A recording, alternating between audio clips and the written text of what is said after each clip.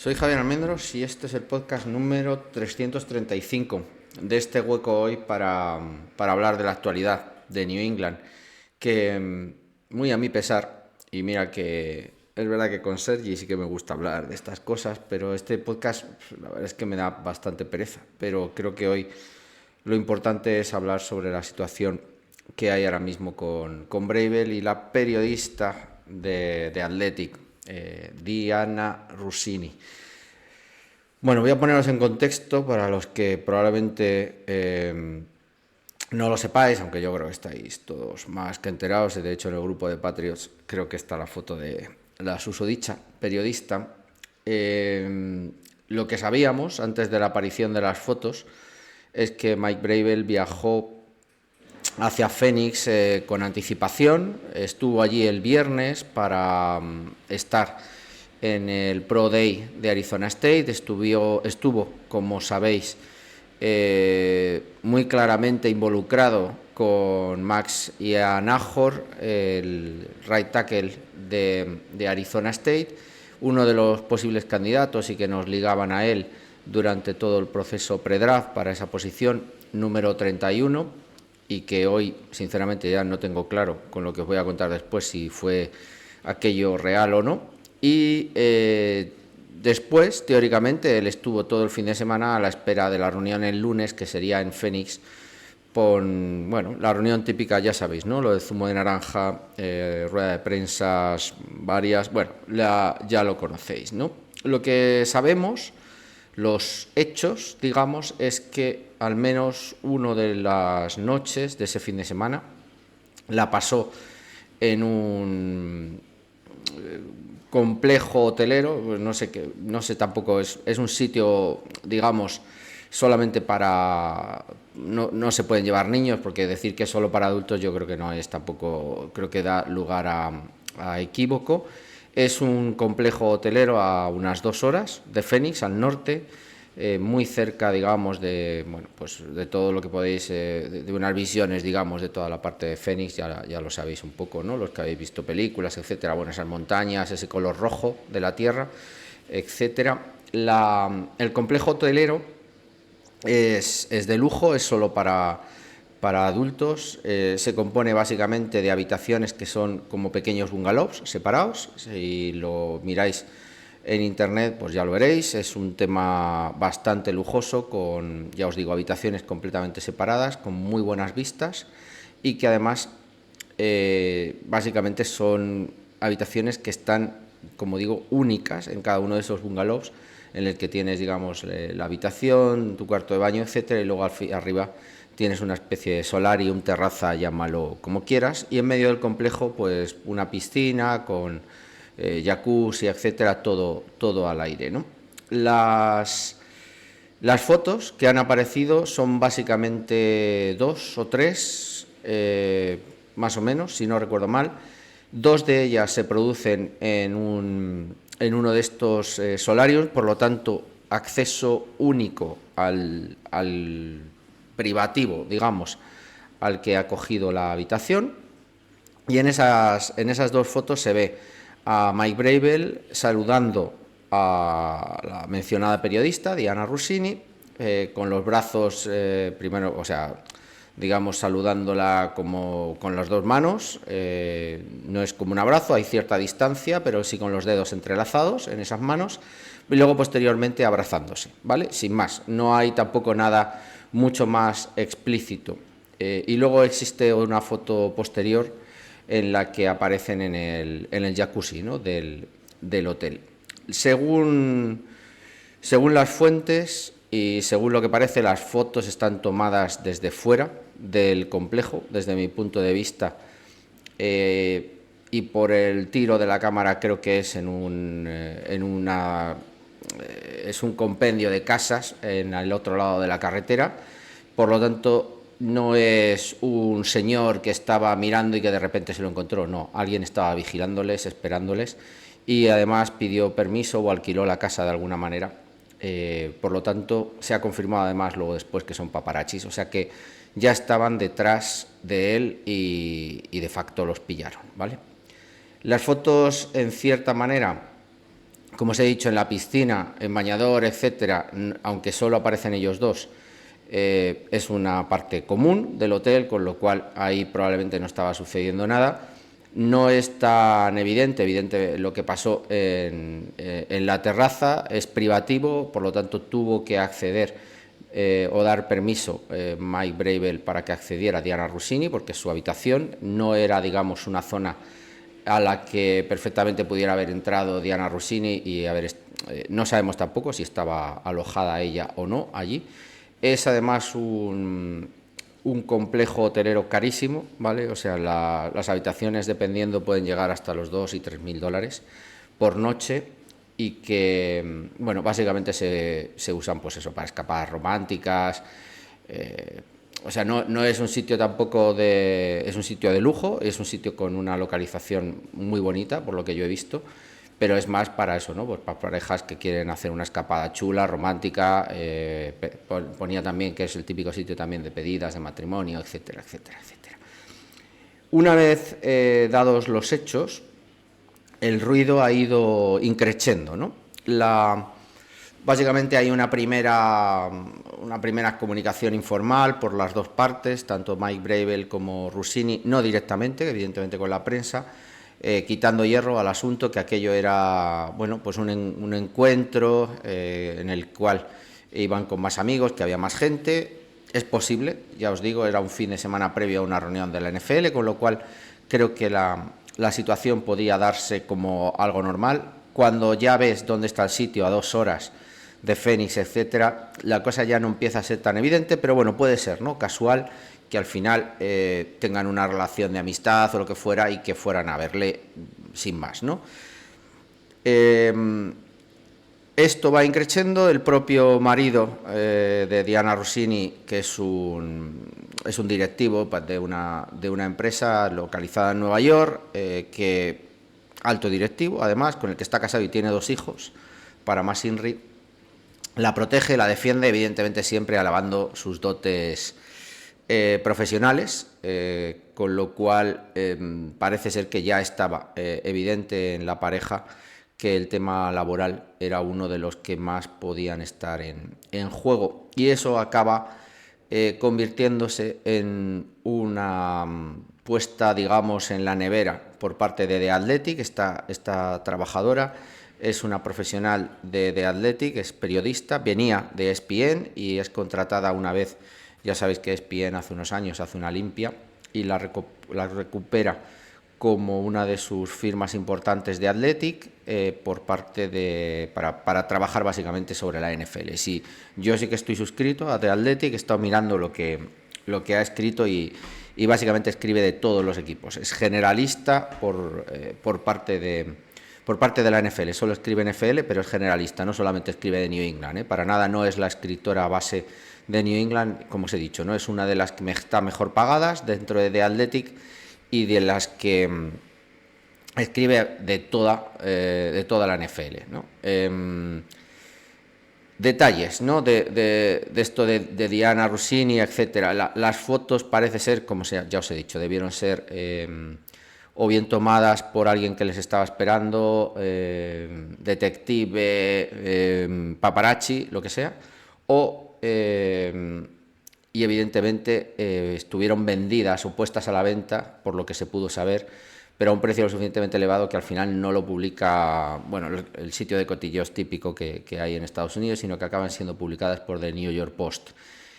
Curiosamente, yo creo que tiene alguna relación, porque al final de Athletic se vendió, ¿vale? Fue una especie de startup de periodismo deportivo que acabó vendiéndose a The New York Times. Ahora mismo, de hecho, el que me cobra a mí la suscripción mensual es New York Times. La situación, como ya os he dicho, ha ido degenerando. Ahora mismo en la parte de New England hay un silencio de lo más absoluto, se ciñen a lo que dijeron originalmente, y es que no había absolutamente nada, que simplemente eran 2 amigos que se encontraban casualmente. La información no es esa, la información es que desayunaron juntos a las 10 y pico de la mañana, que estuvieron luego en el jacuzzi también de manera conjunta. Esas fotos en la terraza también denotan un poco que hay cierta, al menos conocimiento el uno del otro más allá cercano, ¿no? Yo he visto el trato cuando he estado de visita las 2 veces, ¿no? Y hay trato cercano con los periodistas, no lo podéis negar, lo vimos también en la Fiesta de Londres, ¿no? No hace falta tampoco que os cuente interioridades, los que estuvisteis en la Fiesta de Londres sabéis que hay trato, ¿no? entre ciertos periodistas y la dirección, los entrenadores, el equipo, el cuerpo técnico, o sea, ese trato existe y además te lo reconocen en libros, por ejemplo, como el de Dynasty, o cuando te cuentan la historia entre bambalinas, ¿no? De cómo Tom Brady acabó consiguiendo la posición de titular. Siempre te cuentan que hay ya, digamos, ciertas informaciones que finalmente, al final es de lo que viven estos insiders, ¿no? En este caso, el tema ahora viene evidentemente de más lejos, y cuando te pones a analizar, pues Diana Russini estuvo en la salida de Mike Bravel de Tennessee, estuvo informando también con ciertos detalles en la contratación de Mike Bravel, estuvo dando también, por lo que yo creo que además ha sido la única, dando cierta información de la contratación de Jay Brown, probablemente siendo usada para contar, digamos, interioridades o forzar a situaciones previas al día del tampering sobre el trade, ¿no? de Jay Brown. También parece ser, una de las que empezó a hablar de toda la situación con Los Ángeles, etcétera, con lo cual yo creo que por ahí entra las dudas ahora mismo de The Athletic. Si esta relación, sea la que sea, con Mike Bravel, ha acabado por afectar un poco y ser usada, o que ella esté usando esa relación, sea, la que tenga con Mike Bravel, para tener información privilegiada. Evidentemente esto no es un podcast de lo que yo pueda pensar sobre la moral, ni sobre la ética, ni sobre cómo pienso o dejo de pensar de ciertas cosas. Intento ser tremendamente marginal en cuanto a política, ética o lo que puede ser mi pensamiento. No voy a entrar evidentemente en lo que puedo pensar de esta situación, y me voy evidentemente a ceñir a la parte meramente de New England. Ni siquiera voy a hablar de la parte moral o ética que pudiera trascender de la parte periodística con esta chica. Lo que a mí realmente me acaba preocupando de todo esto es que, más allá de, ya os digo, ¿no?, de lo que puedo pensar, que esto signifique o pueda impactar en 2 cosas, básicamente. Una, ya os hablaba en el podcast anterior de la creación de esa cultura, de ese ambiente en el que al final un equipo llega a la Super Bowl por jugadores, por estar bien entrenados y por creerse una historia, un nexo común que les hace estar unidos, que les hace creer en un proyecto. Eso se produjo el año pasado de la mano de Mike Bravel, que era una de las cosas que yo os decía, ¿no?, de estar bien entrenados, y no solo eso, sino de tener una cultura que se había perdido en esos últimos años de Belichick, y evidentemente se acabó destruyendo si quedaba algo con Jerome Mayo. La creación de la cultura, de hecho, aparece, se habían producido estos hechos que hemos tenido conocimiento después, pero es una de las preguntas y es una de las dinámicas que se cuentan en el desayuno, que os decía además en el podcast anterior. Qué argumentario, qué historia, ¿no?, el storytelling tan interesante que al final te acaba unificando, ¿no?, el criterio, ¿no?, para crear equipo, para crear un conjunto, ¿no?, esa construcción de equipo, de unidad, de conjunto, que acaba siendo tan importante. Yo creo que ya os lo he contado muchas más veces, me chocó muchísimo, pero creo que era muy, muy relevante cuando en una de las entrevistas que le hicieron a Villanueva, que ahora mismo no recuerdo quién, en uno de sus últimos años, creo que fue el último en Pittsburgh, si no recuerdo mal, en el que habló de esto, ¿no? Bueno, pues vas allí y vamos a ver, ¿no?, qué es el argumentario, qué es lo que me cuenta, ¿no? En aquel caso el entrenador de Pittsburgh para, digamos, unirles, para convencerles, ¿no? de que si se cree en el proyecto, que esto tiene un gran futuro, ¿no? Y no ser más allá que pues es un profesional que va, cumple su momento y fuera. Ese argumentario, esa construcción de cultura, es para mí la que se puede ver afectada con este ruido. El comienzo de las actividades es el 20 de abril, la vuelta de los jugadores a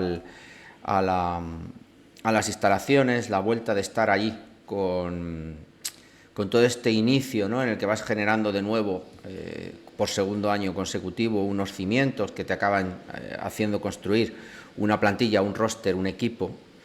Eso empieza dentro de básicamente una semana y media, 10 días. Y todo este ruido evidentemente va a afectar a la credibilidad de un Mike Vrabel, que tiene que convencer a los jugadores de una situación que evidentemente no es una situación creíble, no es una situación, digamos, que le pone un poco en el disparadero. Evidentemente, el año pasado se vivieron situaciones incluso más complejas, ¿no? Recordaros el tema de las drogas con Stefon Diggs, muy poco después de haber firmado, y aquello no afectó, y Stefon Diggs fue luego un referente, ¿no? en esa articulación de la cultura y del liderazgo, ¿no? En cuanto al vestuario, a la plantilla, al roster, en el campo, etcétera, ¿no? O sea que tampoco tenemos que desdeñar la capacidad que hay en este fútbol americano de obviar la parte externa. Y luego, como segundo punto, evidentemente, toda la parte de construcción de plantilla, que ahora mismo es relevante, toda la parte de decisiones en cuanto al draft, cortes de jugadores, qué plan B hay en el caso de que el draft no funcione, etcétera. Evidentemente, esos dos puntos ahora mismo se tienen que estar viendo afectados, espero que en menor medida de lo que debería ser, y por eso me preocupa, y por eso hoy estamos hablando de ello. En esa posición de construcción de cultura, de ser, digamos, un equipo relevante, de cómo se afrontan estos problemas, evidentemente Vrabel ha sido un mago, lo fue el año pasado, yo creo, con una plantilla que venía de cero. Se rodea de su gente, evidentemente está rodeado, digamos, no solo de entrenadores, sino que ha ido trayendo también a su gente, ¿no? Está Harold Landry, Kevin Byard ahora, Milton Williams, tiene que emerger ciertos jugadores también, González, etcétera, se habla. Por lo tanto, yo espero y realmente deseo de que no vaya a afectar absolutamente nada, pero ya os digo, ¿no? Al final está ahí, y que el entrenador haya estado filtrando información, si es que finalmente la ha estado filtrando, que creo que deja un poco lejos, ¿no? Toda o lo deja en segundo lugar, ¿no? La credibilidad del mensaje que tú puedas dar como entrenador, y esa es la parte que realmente me preocupa, que digamos te centres en todo esto, ¿no? Ya os digo que es cierto, si veis la película Un domingo cualquiera, si no la habéis visto, os la recomiendo. La vida personal del entrenador y de muchos de los coordinadores, incluso de los jugadores, es una auténtica locura. Y a pesar de eso, cuando saltan al campo, cuando entrenan, cuando juegan, consiguen mantener, digamos, esa parte de profesionalidad, y acaban abstraerse, ¿no? de problemas que son salvajes y que probablemente, discutiéndolo con alguno de vosotros, yo creo, en el pasado, en alguno de nuestros encuentros, creo que se basan en situaciones reales, pues un entrenador completamente solo, con una relación completamente rara, tóxica, jugadores en una situación matrimonial compleja, con egos muy subidos, drogas, etcétera. Bueno, si habéis visto la película, os recomiendo que la veáis, y probablemente refleja situaciones que son reales, que están en el histórico, al menos, de la creación de equipos, que incluso en New England han sonado cosas, digamos, raras. Recuerdo, por ejemplo, la noche, yo creo, de volver de Denver, que se vuelve más tarde de lo normal y les acaban dando el día libre y acaban cenando en un sitio que lo cierran y acaba teniendo que ir la policía por ruido y acaba, digamos, encontrando cosas que son ilegales, ¿no? Y que todo aquello se acaba tapando. O sea, sé que la NFL tiene esos entornos, tiene esos ambientes y aún así luego acaban aislándose y jugando una Super Bowl. En el caso de New England el año pasado o en la película, bueno, pues ganando partidos claves. No os la voy tampoco a destripar. Pero espero que el trabajo sea lo suficientemente limpio como para poder abstraerse, ¿no?, de todo esto, porque si no, creo que vamos a tener un problema. No es el mejor de los momentos para tener una situación como esta. Y ya os digo, no me meto en la parte ética, que todavía este podcast no tiene ese fundamento. Intenta simplemente daros o transmitiros lo que yo pienso de la parte de fútbol americano, ¿no?, sin más. Ya os digo que luego podríamos echar unas risas y de hecho con Sergi probablemente las echaremos en algún momento en un programa próximo de Spanish Ball, porque tiene otra historia, pero no, este podcast nunca ha pretendido ser eso. Bueno, vamos un poco a volver a lo que tendría que haber sido el podcast de manera normal. Trade de Marte Mapu, como la noticia probablemente así más, iba a decir importante, más relevante, ¿no?, más allá de luego daremos más toques al draft. Marte Mapu iba a ser cortado. Básicamente era un jugador seleccionado en tercera ronda hace 4 años, si no recuerdo mal. Yo creo que fue en el 22, el draft del 22, 23, 24, 25, no, draft del 23, debe ser 23, 24, 25 y 26, si no recuerdo mal, si no mis cálculos no salen mal. Tercera ronda y por lo tanto era un jugador en este último año que iba a cobrar 1,5 millones, que no está garantizado, creo, si cortas al jugador. Con lo cual era un jugador que iba a ser cortado, no tenía, más allá de una posición relevante, en paquetes muy específicos que le daban 8, 10, 15 snaps máximo, dependiendo de cómo desempeñara la defensa por partido. Y luego evidentemente era un jugador de equipos especiales, pero sí que está habiendo un ranking, digamos, en cuanto a salario, que viene muy ligado a lo que aportas en el campo, ¿no? Y Marte Mapu no tenía una correlación con eso. Evidentemente, como os he dicho también, vamos a ver más cortes, yo creo, vamos a ver más reestructuraciones. El gasto ha sido grande, aunque pensemos que nos hayamos quedado cortos, y el ajuste tiene que venir, aunque sea parcial. Evidentemente no va a compensar en ningún caso el dispendio, ¿no?, o el gasto grande que ha habido, ¿no?, en esta agencia libre. Pero evidentemente tiene que haber un equilibrio entre lo que cobras y lo que aportas. Y Marte Mapu no había dado ese salto, ¿no? Las lesiones, las dudas si era safety o era linebacker, etcétera, creo que han marcado la carrera. Era un jugador de los que Belichick drafteaba por su valía. Bueno, ya sabéis, ¿no? Yo creo que lo hemos hablado cuando cambió Elliot Wolf la manera de evaluar jugadores en el draft, que creo que fue el año pasado. Belichick tenía un plus para jugadores que pudieran estar posicionados en jugar en varias situaciones. Su versatilidad tenía un plus y como jugador de equipos especiales tenía un plus extra. Por eso hemos fallado muchas veces en picks de segunda y tercera ronda, ¿no?, porque estábamos eligiendo jugadores que tenían un plus en situaciones de versatilidad o de equipos especiales y que luego no acaban concretando en convertirse realmente en una posición prime, ¿no?, de jugador realmente que te aportara en el campo, ¿no? Sí que los mantenías como equipos especiales. Me acuerdo, por ejemplo, de Jordan Richards o algún retornador que ahora mismo no me acuerdo, como defensive back, que fue un poco eso, ¿no? Tú lo drafteas más arriba que otros porque valoras versatilidad o aporte en equipos especiales, pero tiene que al final convertirse en un jugador de fútbol americano, porque el resto, digamos, es un extra, es un plus. Y en este caso yo creo que eso también ha sido lo que hizo que nosotros drafteáramos a Marte Mapu tan arriba, ¿vale?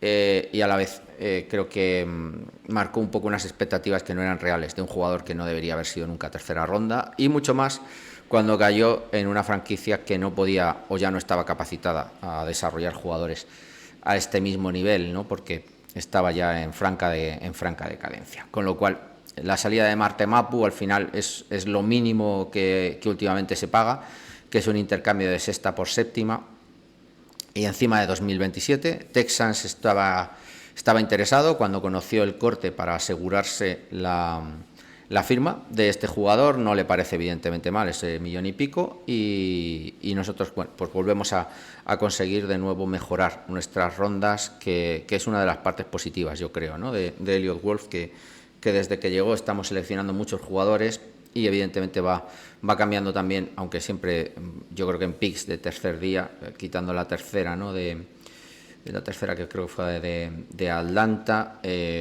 yo creo que bueno, que al final nos va dando un poco esa mejoría, ¿no? En cuanto al potencial en el draft. Poco que decir, ya os digo, ¿no? Un jugador que probablemente se seleccionó demasiado arriba por la manera que teníamos de evaluarlo. La capacidad de desarrollo que tuvo se vio limitada por las propias circunstancias del equipo, y que él directamente tuvo también problemas físicos que le limitaron, ¿no? El cómo desarrollarse esos primeros años. Los cambios de posición también. Bueno, pues al final espero que en Texas tenga y encuentre una función, pero en New England ahora mismo yo creo que la versatilidad no se paga tanto en los sistemas de Bravel, ¿no? Y que creo que la función es muy fija, ¿no? Tú eres lo que eres y tienes que escalar por encima de otro para coger más snaps, y si te acabas convirtiendo en un linebacker simplemente de subpaquetes ligeros, pues vas a jugar en subpaquetes ligeros, no vas a quitarle o a funcionar en una situación diferente, ni evidentemente vas a marcar el cambio de un esquema para que tú puedas aportar mucho más. Así que poco más que decir. Otro fracaso más de aquel draft, ¿no? Del que yo creo que ya solo queda González, si no recuerdo mal.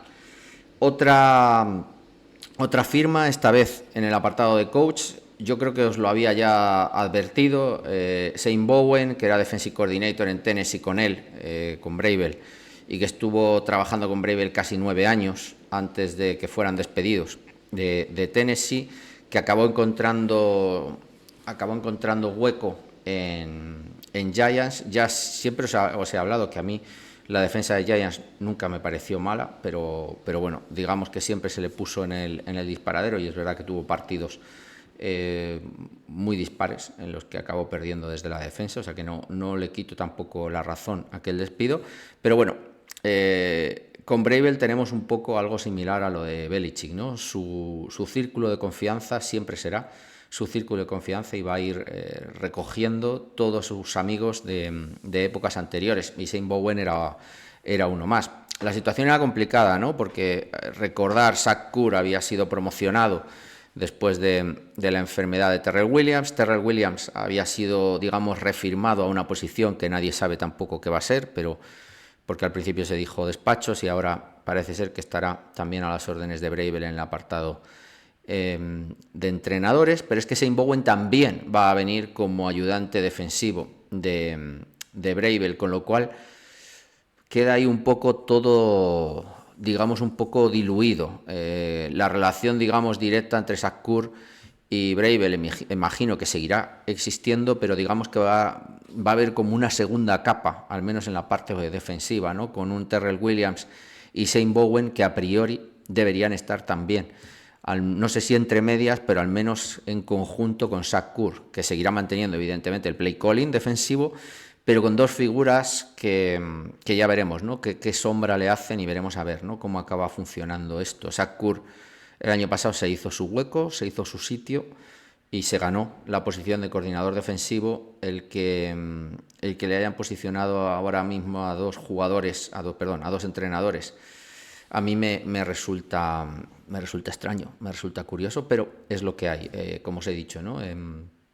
Bravel siempre ha tenido carta amplia, se ha rodeado de gente muy muy importante, a diferencia de Mayo. Tiene una posibilidad, digamos, de forzar a contratar su propio sueldo, salarios de los mayores de la NFL, y por lo tanto es loable, ¿no? Que intente recuperar al máximo número de gente de su círculo. Recordar, ¿no? La decadencia de Belichick vino cuando empezó a su círculo a ir retirándose y no tener una capacidad de relevo, ¿no?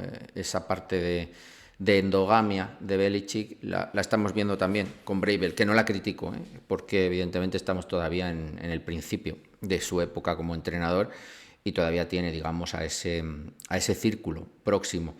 Pero la lealtad muchas veces puede ocultarte la capacidad de tomar decisiones cuando la tengas que tomar, ¿no? Y eso se ve también en los colectivos diversos, en los trabajos. Puedes ver a gente que has traído tú o que confías, que simplemente no está funcionando por lo que sea, y esa lealtad, ese amiguismo, o llamarlo como quieras, te evita tomar decisiones cuando las cosas realmente no están funcionando, ¿no? Y por ahí entra un poco el miedo que yo tengo, ¿no? A todo esto, sin más detalle, que evidentemente encantado de que venga Shane Bowen, pero ya os digo, 3 figuras en el apartado defensivo creo que lo complican todo. Pero bueno, Vrabel sabrá, ¿no? Que es evidentemente lo que tenemos. En el apartado un poco de rumores, no ha habido tampoco mucho. Nos están ligando a Dexter Lawrence, que ha pedido el traspaso en Giants. Yo no veo que vaya a ser traspasado. Evidentemente, sí que emerge de nuevo la conversación que ya tuvimos con Barmore, que yo creo que habría sido un jugador del que nos habríamos deshecho si la agencia libre o incluso el draft nos hubiera dado un sustituto. Yo creo que Christian Barmore habría podido ser traspasado o cortado. Creo que ese rumor era real. Creo que Vrabel básicamente se está deshaciendo de todas las entre comillas, vacas sagradas que pudiera haber de la plantilla anterior. Probablemente Barmore y González son de los pocos que pueden venir de un sistema anterior, y bueno, González un poco ahí entre comillas.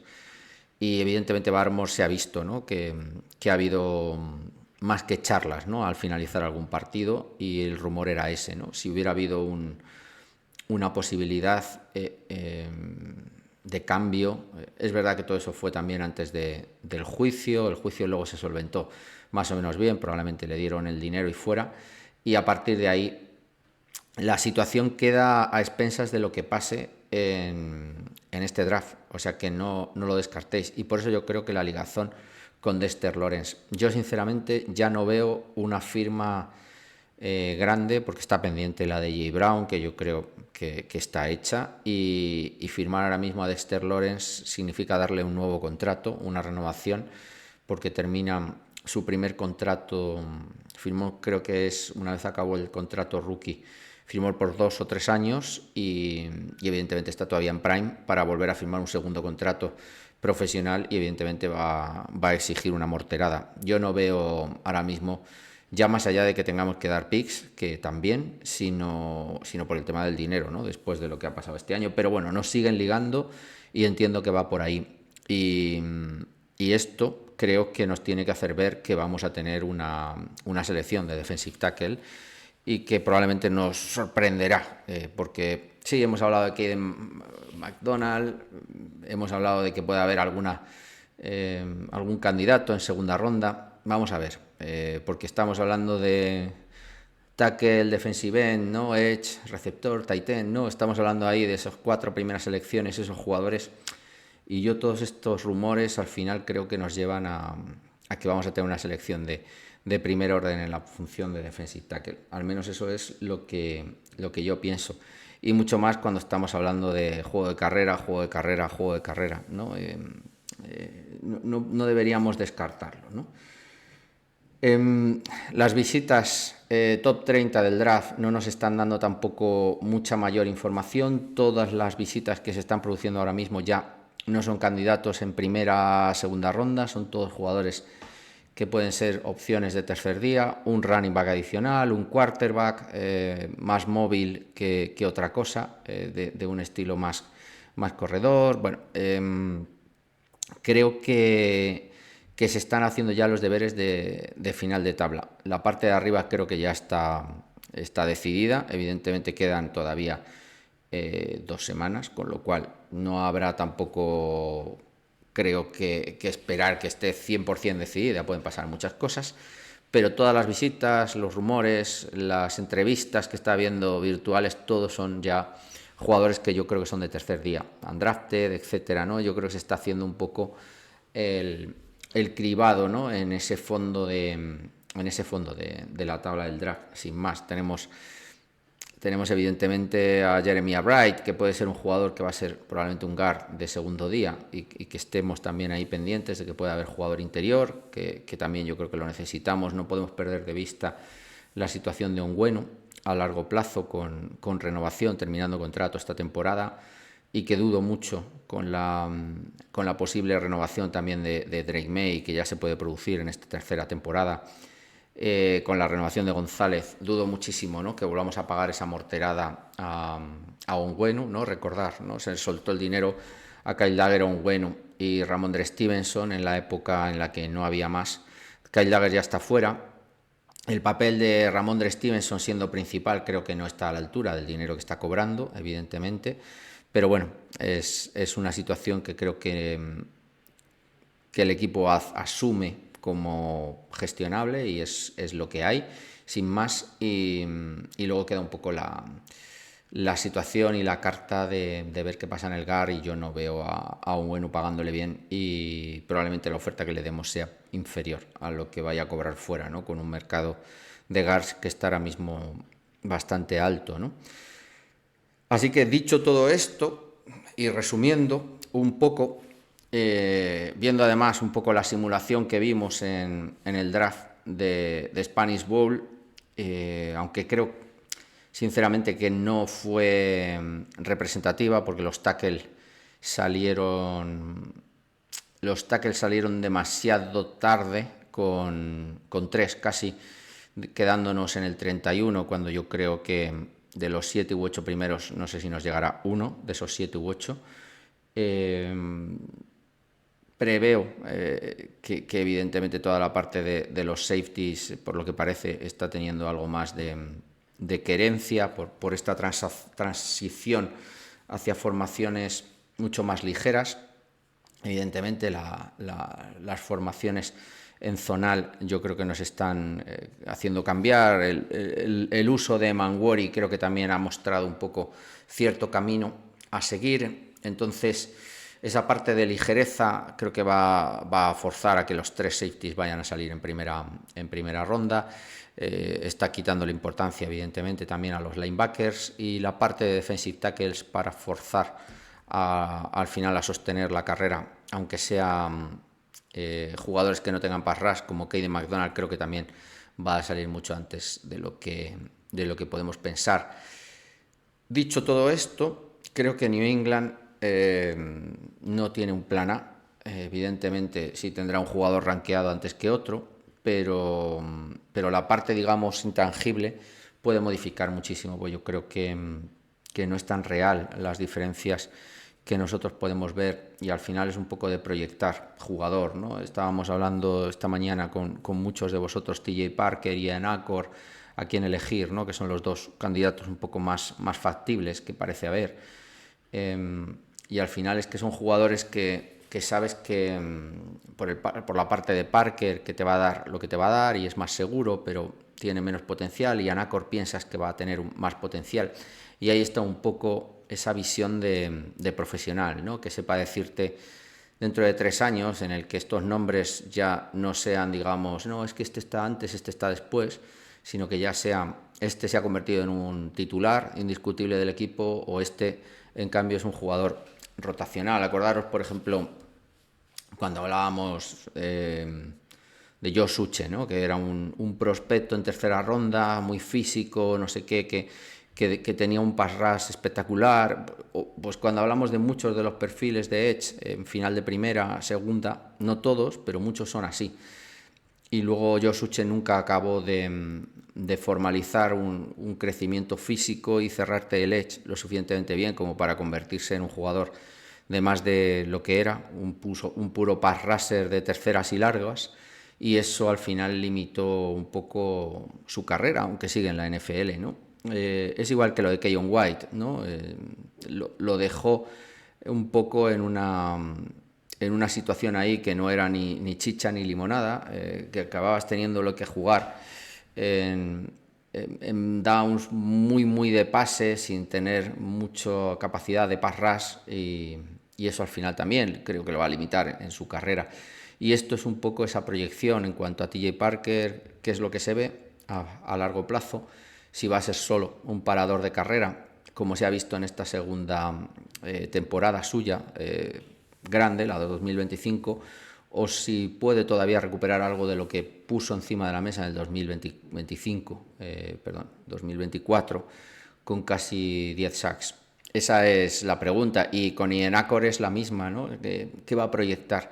¿Es capaz de poner talento técnico y desarrollarse técnicamente para ese talento físico que es innegable, hacerle y convertirle en un jugador que te valga, tanto para la carrera como el pass rush, o simplemente vas a tener ahí un muro como lo que tienes ahora mismo para pass rush, pero que va a sufrir, ¿no?, en desplazamientos de carrera? Y es lo más complicado, ¿no? Muchas veces esos giros de abrir huecos, etcétera.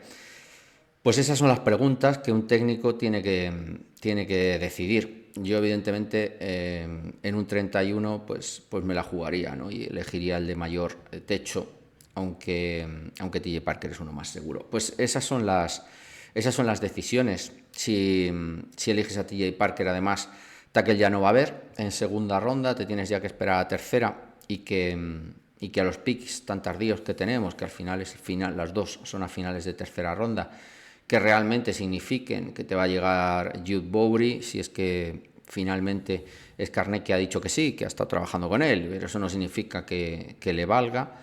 Que nos va a llegar como Edge en segunda, ¿vale? Todo eso al final te acaba marcando, y si eliges el tackle en tercera, a lo mejor ya no está el tight end que te gusta, ¿no?, que parece ser que es Oscar Delp. ¿Qué tipo de tight end quieres? Porque hay dos que son muy receptores, por ejemplo Elias Towers, Eli Rarrington, por ejemplo, también, y hay otros que son más híbridos. Por eso yo creo que están mirando también a Oscar Delp, aunque tiene también sus problemas en el tape.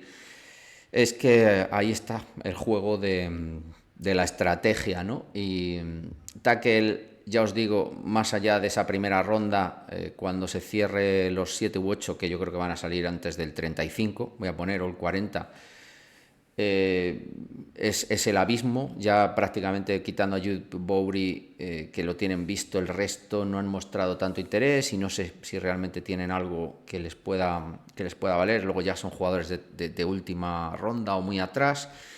Si no, por lo tanto, es duro pensar que ya a lo mejor ya no tienes tackle, o que tienes que elegir un poco más a ciegas con jugadores que tienes menos estudiados o no tan cercanos, como Jude Bowery, por ejemplo. Edge, por ejemplo, hay mucha profundidad, pero tienes que saber elegir, porque son jugadores que no están completos. Evidentemente hay muchísimos, tienes a 7 u 8 que van a ser elegidos top 70, pero tienes que saber cuál elegir, y si quieres más un perfil, quieres más otro tipo de perfil. Hay Edge de muchísimos tipos, más paradores de carrera, más atléticos, que paran peor la carrera, más potencial para desarrollar físicamente, jugadores más hechos, más veteranos, más jóvenes. O sea, tienes perfiles para todos los gustos, y ahí ya para gustos los colores, pero igual tienen que proyectar un jugador que se pueda convertir en un Harold Landry o en un jugador que puedas poner en tres downs. Y están las opciones también tapadas, y que no estamos evaluando tan claramente, que ya os he dicho, de trincheras, en la que yo creo que vamos a tener defensive line y guard también en esas 4 posiciones. O sea que realmente, aunque luego estamos hablando de edge, estamos hablando de tackle, etcétera, estamos hablando del tight end, no tengo tan claro luego lo que vamos a hacer, ¿no?, ahí en medio, sinceramente. Está súper interesante. Haremos luego alguna simulación durante la semana para ver un poco, ¿no? Ya lo visteis con lo de Spanish Bowl, pero yo creo que fue un tanto irreal, sobre todo por cornerbacks cómo salieron los cornerbacks, sobre todo al principio de la segunda ronda y finales de la primera, y la querencia también por los safeties. Yo creo que eso dejó mucho más amplio de lo que va a ser la posición de tackle y la posición de edge en segunda ronda, en la que subimos un poco por asegurar y no estaban saliendo tan rápido como yo me esperaba. Entonces, bueno, son simulaciones, pero que este draft va a ser interesante. Así que nada, iremos viéndolo y analizándolo en conjunto. Así es más interesante, yo creo, ¿no? Que saber ya que vamos a elegir bueno, Will Campbell el año pasado y el año pasado anterior a Drake May, ¿no? Que te quita un poco las expectativas, aunque sí que teníamos debate también, ¿no? Pero que si los brazos cortos o si elegir tackle, ¿no? Hace 2 años. Pero yo creo que es más interesante esto porque se abren infinidad de posibilidades y de estrategias, y probablemente va a ser un draft muy desconocido. A partir del pick de segunda ronda yo creo que no vamos a ser muy capaces de predecirlo, pero bueno, aquí intentaremos daros una visión general. Venga, chicos, hasta luego.